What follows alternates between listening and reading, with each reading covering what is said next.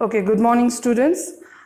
Today we shall be doing the last topic for the chapter urbanization and its impacts. Now on page 53 we have the last topic, that is ways to reduce the negative impacts of urbanization. Now in this chapter I'm just going to do a short recap.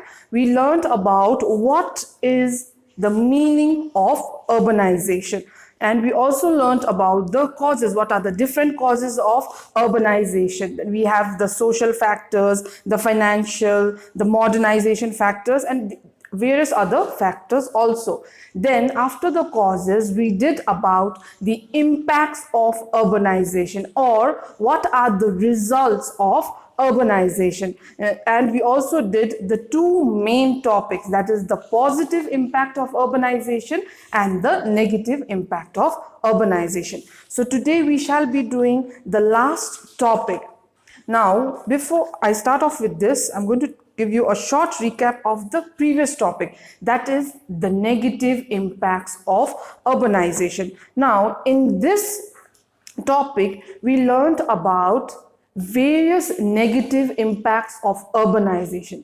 In the first, we learned about overpopulation and housing. Now, urbanization causes an increase of not only towns and cities, growth in towns and cities, but it also results in the increase of population. Then, the next thing that we learned, the most important, is the problem of wastes. That means, excuse me, because there is an increase in urban growth, because there is a development of infrastructure, and there are more job opportunities, because of which people are flocking to the cities. Now, because of this, there is a problem of waste. All right, in the cities, and the cost of living, another point is the cost of living is extremely high. Then there is impact on health. So you can see that there is not only positive impact of urbanization, but there are various negative impacts of urbanization. So now we shall start with the last topic, that is ways to reduce. What are the different methods of reducing the negative impacts of urbanization? Okay, now see, the first topic is developing sustainable and environment-friendly cities. So when we say sustainable, what do you mean by sustainable? Sustainable growth is a kind of growth where you are not only thinking about the present development, but you are also thinking about the future. So it means, in a sense, it means that you have to use the sustainable growth. You use resources, all right? You use various kind of resources. But when we are learning about sustainable growth, we learn about how we have to use the resources in such a way that we are leaving for the future generation. Use in such a way that is enough not only for yourself, but for the future generation also. So it is the use of natural resources in a way that does not harm the environment.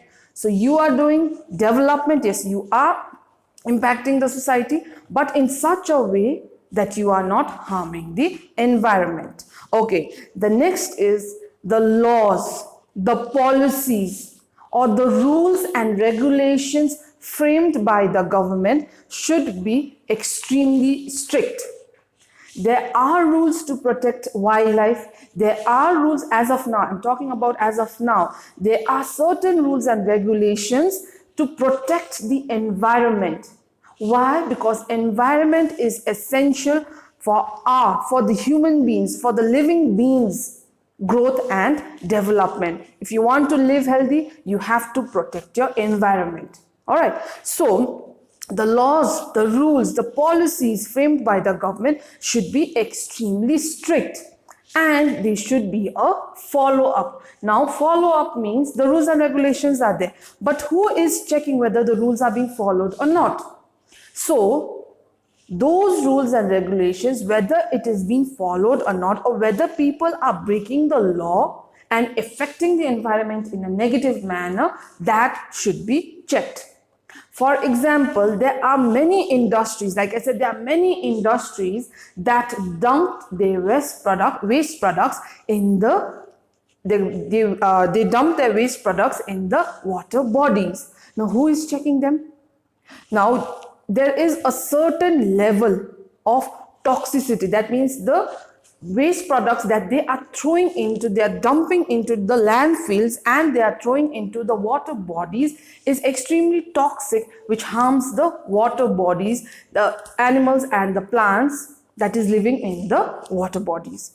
So obviously, because of these waste products, the plants, the fishes are unable to breathe properly, and then there is a negative impact on the water bodies. So the rules, most importantly, the rules that is framed has also to be checked. All right. Next one is, we see, whenever there is on World Environment Day, you always hear the term 3 R's. That is reduce, reuse and recycle. That means as a human being, as an individual, you also have to play a part, because you are living in the society, you are living in the environment, you are taking things from the environment. It is your responsibility as a human being not only to take but also to give. So what can you do on your part? You can reduce the amount of waste that you are producing. All right, you can keep the environment clean. Focus on things which can be reused again and again. All right, don't buy things that can be used only once and then disposed of. Especially focus on things which are reused. All right, don't buy things which can be used only once and then use and throw things. All right, don't focus on those things. Now, other thing is, whenever you are taking anything from the environment, think about the future generation. Or sometimes what happens is, suppose there is water scarcity in your area. All right, I'm giving you a short example. There is water scarcity in your area and there is a PHE water which comes once a day. Then there are people lined up to fill that water. Now, whenever your turn comes, fill up your bottle of water or your jerry can of water or your can of water enough for your family. Don't try to overflow. All right, don't try to overflow your utensils. Don't try to overfill your buckets. All right, use only what is enough for you and don't try to take something which can help others also. All right, so that is sustainable development. Use the resources in such a way that you are helping the future generation also. All right, then another one is, government should encourage sustainable use of resources and support an economy based on sustainable environment.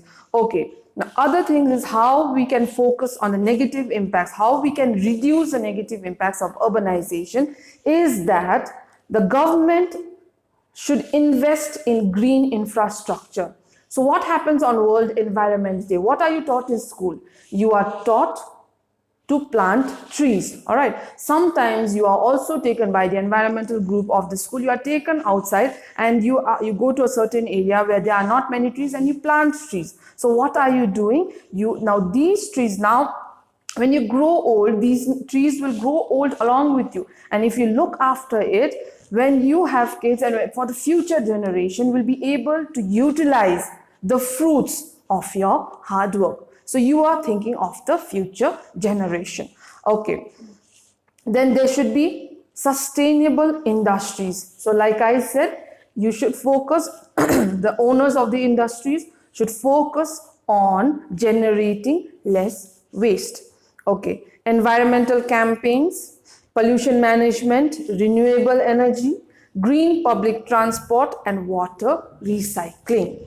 Okay. Now, government should make provisions for essential social services such as education. So, the government should provide enough education facilities for the public so that we as human beings will be able to understand what is harming the environment and then channel our actions towards not the negative but the positive impacts of urbanization. All right.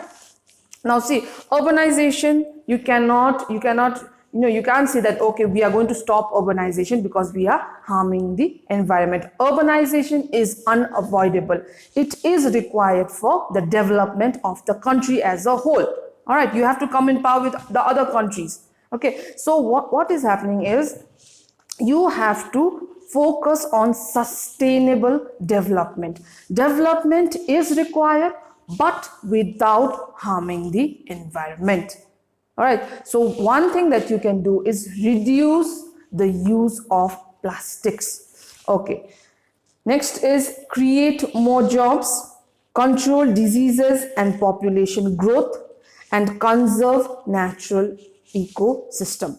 So when we talk about conserve natural ecosystem, one main thing is we are talking about save the trees. Stop cutting down trees. Stop creating deforestation.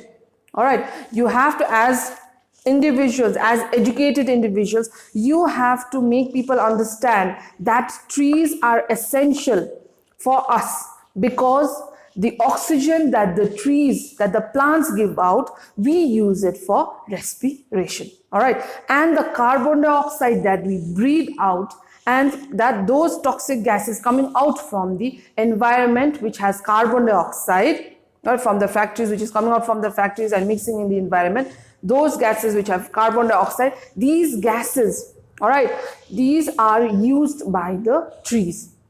All right, okay. Now the last topic is the trends in urban population growth. This is a short topic. So when we were doing population, we talked about how in different parts of the world there is an unequal distribution of population.